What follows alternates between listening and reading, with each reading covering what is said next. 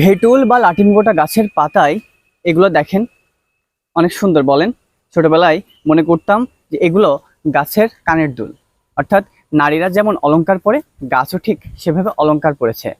ছোটবেলায় অনেকবার এটা নিয়ে খেলা করেছি। এটা মূলত একটা ছত্রাকের বিশেষ আক্রমণ। ফাইলোস্টিকটা লিফ স্পট নামে এই ছত্রাক আক্রমণ করলে মূলত গাছে এমন রোগ হতে পারে।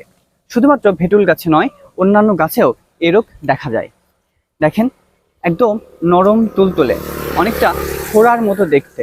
ফাইলোস্টিকটা লিফ স্পট এই ছত্রাকটি মূলত আর্দ্র ও গরম আবহাওয়ায় গাছে আক্রমণ করে। পাতার শিরা দিয়ে ঢুকে মূলত কালো কালো ফোঁট তৈরি করে, সেটি বড় হয়ে এমন আকার ধারণ করে।